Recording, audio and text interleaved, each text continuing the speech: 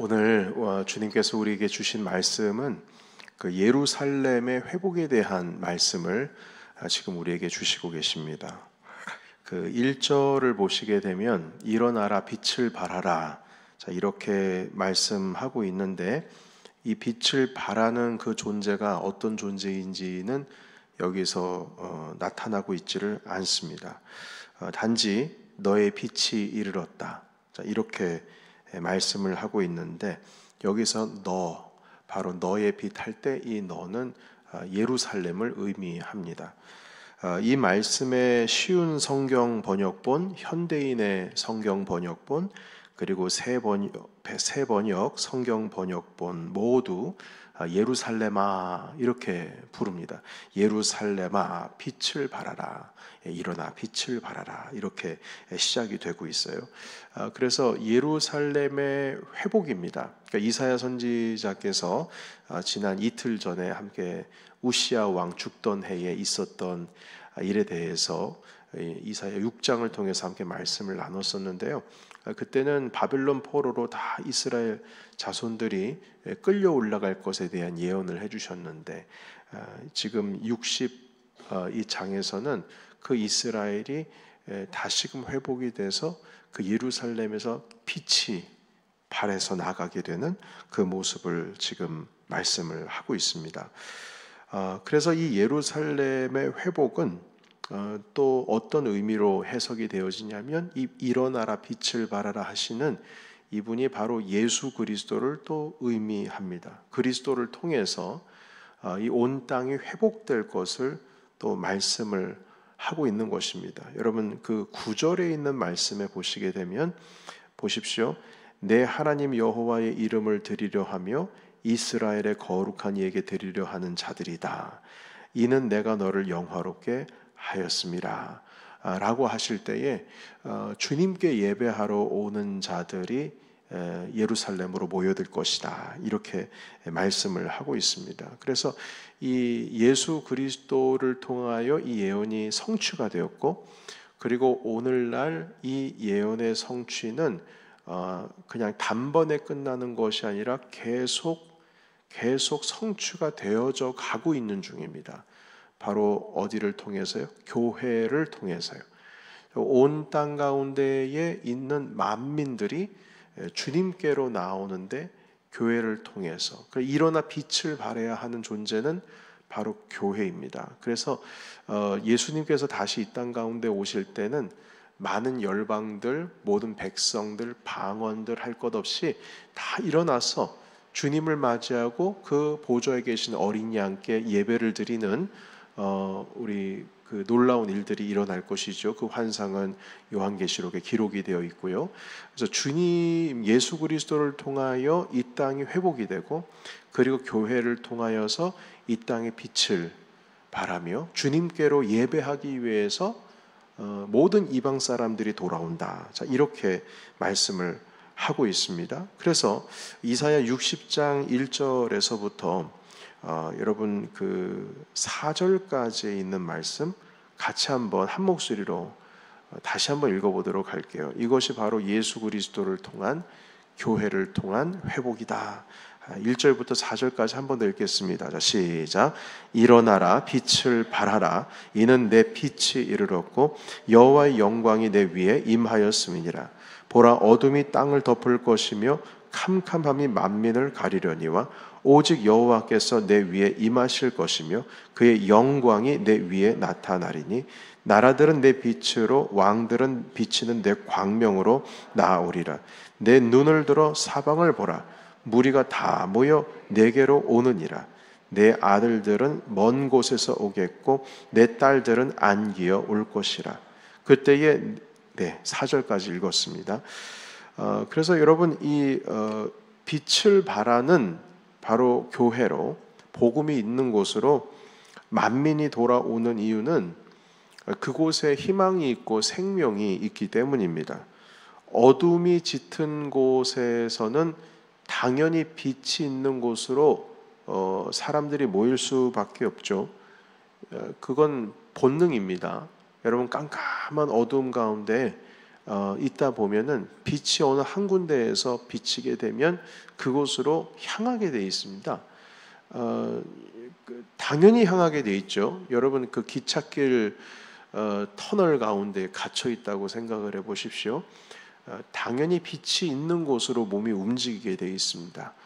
빛이 있는 곳에는 희망이 있기 때문이고 그곳은 출구이고 그곳은 생명이 있기 때문입니다. 그래서 빛이 있는 곳으로 모든 생명이 모이듯 바로 생명이 있는 교회로 예수 그리스도의 이름이 있는 그곳으로 그 빛이 발하는 그곳으로 만국과 열국들이 다시 모이게 될 것이라고 하는 예언의 말씀이 지금 60장 1절부터 기록이 되어 있습니다. 그래서 여러분 이 교회라고 하는 곳은 빛의 사명이 있습니다. 주님께서는 우리에게 세상의 빛이라고 말씀하셨고 빛은 등경 위에 있어야 된다. 모든 사람들이 이방 사람들이 바로 너를 보고 그 빛을 보고 너의 행실을 보고 하나님 아버지 앞에 영광을 돌린다. 이렇게 우리 주님께서 말씀을 하셨는데요. 지난 그 화요일 날 그 뉴욕 노회가 하나님의 은혜 가운데 잘 마쳤습니다. 그 설교자께서 개회 예배 때 설교하신 내용 가운데에 한 가지 제 마음 가운데 이렇게 노크를 하는 그런 내용이 있어서 잠깐 말씀을 드립니다. 그 설교자께서는 그 본질에 대한 어떤 철학적인 사조에 대해서 잠깐 말씀을 해주셨는데 이 본질이라고 하는 의미, 그 철학 사조에서의 본질이라고 하는 그 개념 자체는 어떤 목적에 합당한 일을 할 때에 그것을 비로소 이제 본질이라고 얘기를 합니다. 예를 들면 그 의자라고 하는 것은 사람이 앉을 수 있도록 고안된 것이죠. 의자는 사람이 앉기 위해서 만들어진 것입니다. 근데 의자의 모양을 보시게 되면 그 역할을 보면 일단 그 모양새가 다리가 4개가 있어서 안정되게 흔들리지 않게 되어 있고 그 의자 중에는 물론 이제 등받이도 있는 것이 있지만 등받이가 없는 것도 있죠. 그런데 본질적으로 의자라고 하는 것은 일단 흔들리지 않게 하기 위해서 물론 지금은 다리 하나짜리도 있고 그래서 뭐 양갈래로 나뉘어져 가지고 5갈래로 나뉘어져서 밑에 바퀴도 있고 그렇지만 일반적으로 우리가 의자다 하면은 일단 다리가 4개가 있는 그 클래식 전통적인 의자의 개념으로 우리가 이해를 하고 있습니다. 자, 이 의자에 앉아서 사람이 앉아서 편하게 쉬기도 하고 앉아서 공부도 하고 앉아서 식탁에 먹기도 하고 또 앉아서 일하기도 합니다. 이런 의자 저런 의자 목적은 여러 목적이지만 결론적으로는 그 본질이라고 하는 것은 사람이 앉는 겁니다. 그런데 다리가 4개가 달렸다고 해서 다 의자는 아니에요. 의자처럼 역할을 할 수 있는 것처럼 보이지만 다리 4개 달렸다고 해가지고 다 의자는 아닙니다. 여러분 이게 보시게 되면 여기 헌금대가 있죠. 다리가 4개입니다. 물론 여기에 사람이 앉을 수는 있어요. 그러나 어느 누구도 이것은 의자라고 말하지는 않습니다. 모양새는 그럴듯해 보이고 우리가 충분히 앉을 수는 있지만 그렇다고 해서 이것은 앉기 위해서 만들어진 것이 아니기 때문에 그건 의자가 아닙니다. 그 본질은 이게 의자가 아니라는 거예요. 그래서 여러분 우리가 예수 그리스도께서 이 땅 가운데 교회를 세우셨습니다. 그런데 이 교회라고 하는 것이 예수님 믿는 사람들이 다 모였다고 해서 본질상 교회라고 하기 어려울 수 있는 곳도 있습니다. 왜냐하면 본질상 교회는 그리스도를 믿는 자들의 공동체를 넘어서서 그 본질, 교회의 목적, 그 목적을 향해서 나아가야 그 교회가 진짜 본질상 교회인 거지. 그냥 모양만 교회 형태가 되었다고 해서 교회일 수가 없다는 겁니다. 목적이 중요한 거예요. 여러분 그래서 이 그리스도를 우리가 모신다고 해서 교회가 아닌 것은 교회라고 하는 것은 본질적으로 빛을 발하는 곳이기 때문입니다. 그리고 우리가 교회로서 이곳에 모여서 예수님을 예배하고 하나님을 예배하는 공동체이지만 이 교회 공동체 안에 빛을 발하는 그 역할, 그 속성이 없고 그냥 그리스도를 우리끼리만 믿는다라고 치면은 여러분 여기에서 한 100년 지나면 우리 교회는 없어집니다. 그러니까 이 빛을 발한다는 속성이 있어요. 여러분 그리스도를 믿는 자들은요 복음을 전하게 되어 있습니다.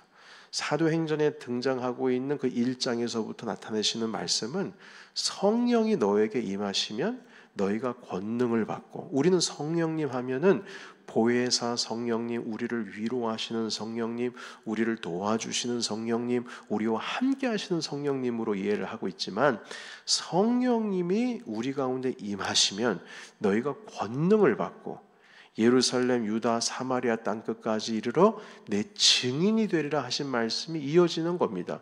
그러니까 예수님께서도 요한복음에 보혜사 성령님을 우리에게 주시는 이유는 우리를 도우시는데, 우리를 도우시는 이유가 있어요. 그 이유는 우리가 세상에 빛이 되기 위한 것입니다. 그러니까 예수님께서 승천하시고 주님께서 안 계신 이 땅, 그런데 사실 안 계신 게 아니죠. 성령님이 오셨잖아요. 주님께서 보혜사 성령을 보내주신다고 하시는데, 주님께서 하신 모든 사역들을 오늘날의 교회가 감당하기 위해서 주님께서는 성령을 우리에게 주신다는 겁니다.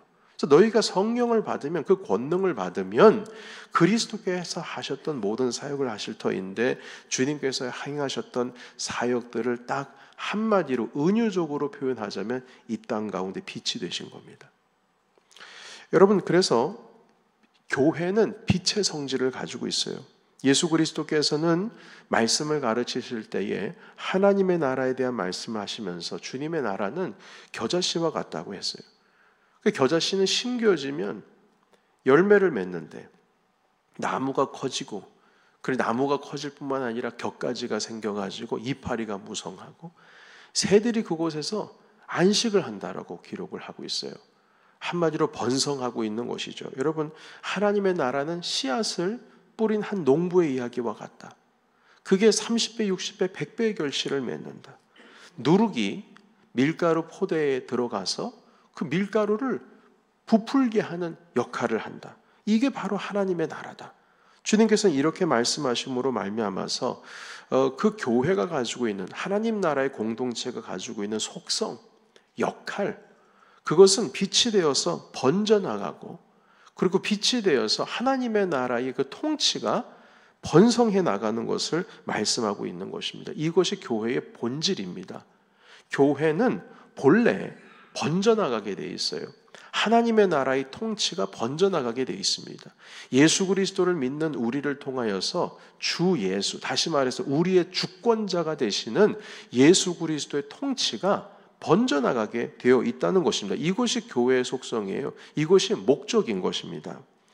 그래서 여러분, 예수님께서는 실질적으로 마태복음 가운데에 말씀하시기를, 주님께서는 승천하시면서 가르쳐 주신 것이 아버지와 아들과 성령의 이름으로 세례를 주고, 그리고 내가 너에게 가르친 것, 분부한 것을 다 세상 사람들이 가르쳐서, 너희들 가르쳐서 지키게 할 것이다, 이렇게 말씀을 하시면서 제자들을 파송을 하셨거든요. 오늘날의 교회를 세우신 것도 바로 그것입니다. 주님께서는 하늘에 올라가시고, 그리고 이 땅 가운데 교회를 세워주시고 성령을 부어주셔서 주님께서 하셨던 그 빛의 역할을 하게 하시는 것입니다. 그래서 일어나라 빛을 발하라 하신 것은 예루살렘을 의미하기도 하지만 이것이 그리스도를 통해서 이루어졌고, 이제 지금은 우리에게 그 사명을 나누어 주셔서 우리 교회가 이 일을 감당하는 것입니다. 자, 그런데 여러분, 이 빛이 되기 위해서는 또 하나의 본질이 있어요.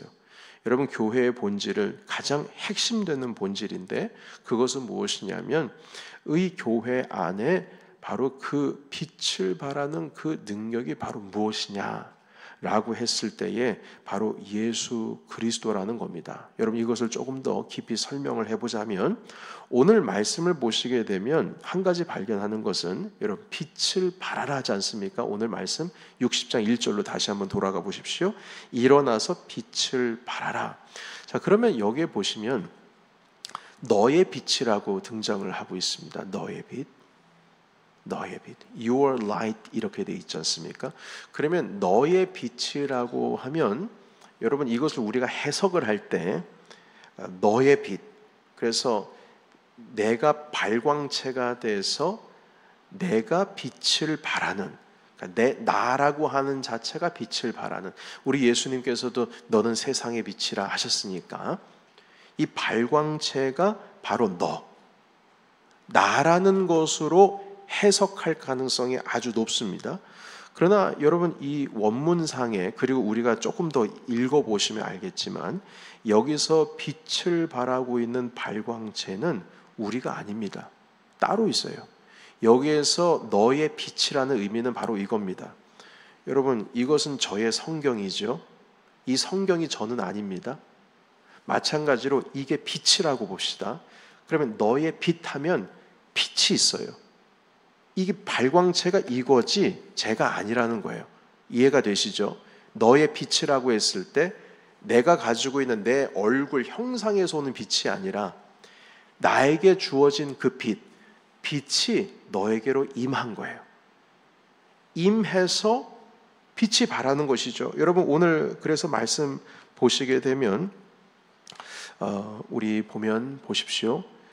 여호와의 너의 빛이 이르렀다, 이렇게 말씀하고 있지 않습니까? 너의 빛이 이르렀다. 그러니까 너에게 주어질 빛이 이르러서 하나님의 영광이 내 위에 임하였다, 이렇게 말씀하고 계십니다. 다시 말해서 이 빛은 바로 어떤 빛이냐면 우리 그리스도의 영광이십니다. 하나님의 영광이에요. 그래서 그 다음 구절로 한번 보실까요? 2절 한번 보실까요? 보십시오. 오직 여호와께서 내 위에 임하실 것이며 그 위에 그 영광이 내 위에 나타나리니. 그러니까 빛이 너 가운데 나타난다는 것입니다. 그리고 3절로 보시겠습니까?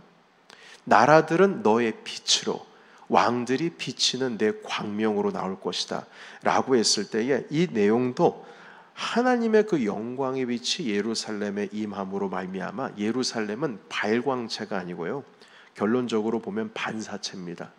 거울과 같은 존재예요. 하나님의 영광이 우리에게 임하셔서 우리에게 그 빛이 반사가 되어서 세상으로 나아가는 것입니다. 여러분, 그래서 이 말씀에 대한 내용을 우리가 조금 더 보시게 되면, 제가 현대인의 성경으로 이 말씀을 읽어볼게요. 그럼 조금 더 쉽게 이해가 될 것입니다.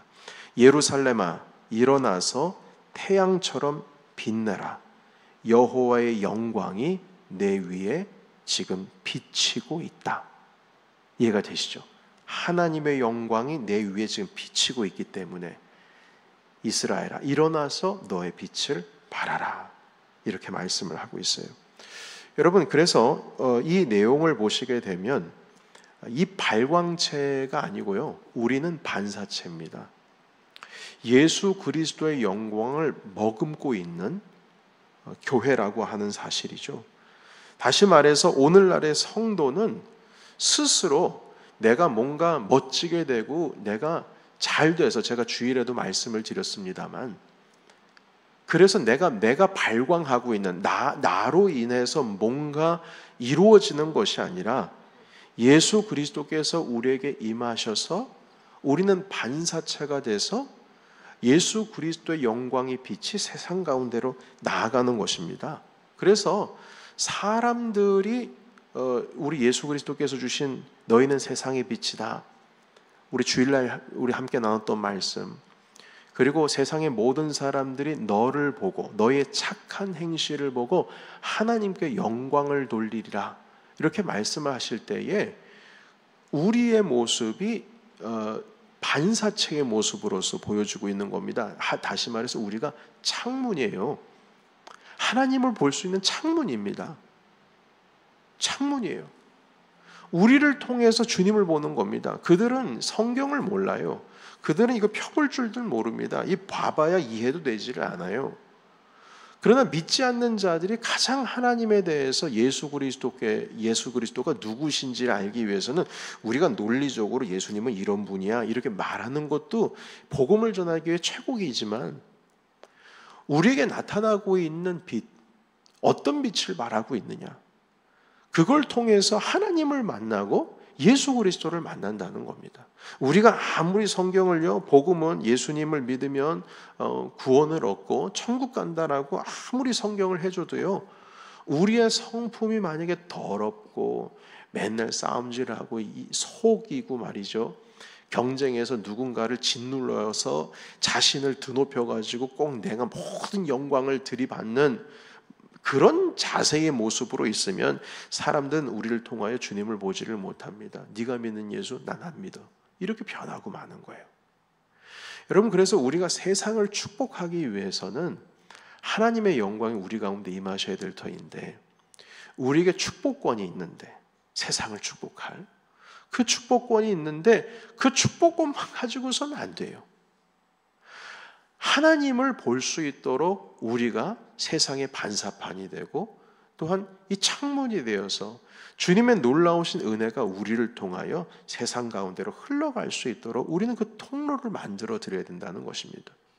여러분, 그래서 우리가 계속 지금 4주차지요 선교사로서 지역과 국가와 세계를 위해서 축복하라는 말씀을 우리 함께 나누고 있는데, 우리의 삶의 성품적인 것, 우리가 반사체로서 예수 그리스도의 모습을 그대로 보여드리지를 않으면 아무리 주님께서 우리에게 축복의 권세를 주셨다고 할지라도 우리를 통하여 복이 흘러가는 것은 이건 불가능합니다.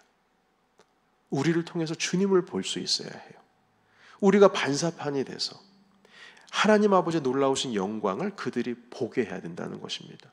여러분, 그래서 우리가 아무리 사역을 잘하고 하나님께 예배를 잘 드려도 예수 그리스도께서 여러분들 안에 계시지를 않는다면, 그리고 우리를 통하여서 세상 모든 사람들이 하나님의 영광을 볼 수가 없다면, 그러면 교회는 본질적으로 우린 교회가 아닌 것이 됩니다.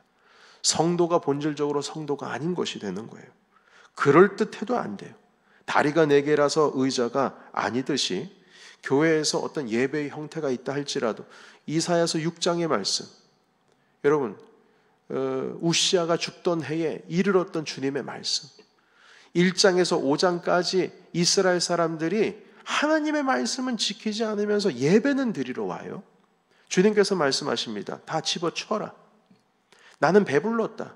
넌 너무나도 예배 많이 들어와가지고 뭐 기름에 뭐 고깃덩이에 내 배가 불렀다. 그냥 다 떠나가라. 내 마당만 밟을 뿐이니까 난 그런 거 필요 없다.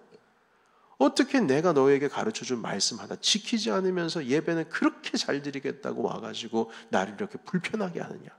이게 이사야 1장에서부터 5장까지의 말씀이에요. 여러분, 우리가 아무리 예배를 잘 드려도요, 주님과의 관계가 잘 된다 할지라도요, 우리와 이웃과의 관계 속에서 그들이 우리를 통하여 하나님의 영광을 볼 수가 없다면 우리의 예배는 다 헛된 겁니다. 교회는 본질상 교회가 될 수가 없고 성도는 본질상 성도가 될 수가 없는 것입니다. 그래서 여러분, 우리가 세상을 축복한다는 것은 결국 세상에 그리스도를 비춰드리는 겁니다. 비춰주는 거예요. 하나님의 영광을 세상에 비추는 거예요. 사람들이 우리를 통해서 주님을 보는 겁니다. 비춰지는 그 빛을 보고, 야, 저 안에 생명이 있구나. 저 사람 안에 지금 생명이 있구나. 저 사람을 통해서, 이 교회를 통하여서 세상이 변화가 되는구나. 여러분, 이러한 놀라운 비전을 우리가 갖고, 그리고 이 땅 가운데에 우리가 발광체가 아니라 반사체로 나아갈 때에 세상의 모든 사람들은 하나님 아버지 앞에 영광을 올려드릴 것이며 교회로 이 생명을 찾아서 들어오실 줄로 믿습니다. 여러분, 우리 이 시간 함께 이렇게 기도하기를 원합니다. 여러분, 저는 오늘 운전하고 교회를 오면서도 계속 머릿속으로 생각을 했어요.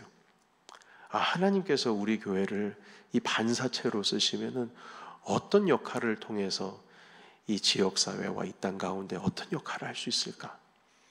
하나님께서는 우리를 통해서 어떤 주님의 모습을 이 땅 가운데 비춰 주실까?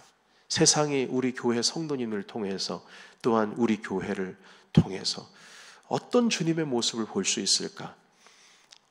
여러분, 저의 상상은 저희 상상 안에서 끝내겠습니다. 그 상상을 또 지금 설교 시간 나누기에는 너무나 지금 시간이 많이 가고, 그래서 여러분들께서 생각하세요. 하나님께서 나를 통해서 어떤 모습을 세상에 보여드릴까? 사람들은 나를 통해서 어떤 주님을 만날 수 있을까? 그래서 우리 함께 기도하실 때 하나님, 나를 통해서 내 이웃과 내 가족이 주님을 보기를 원합니다. 우리 교회가, 성도가 본질적으로 예수님을 비치는 성도와 교회가 되기를 원합니다.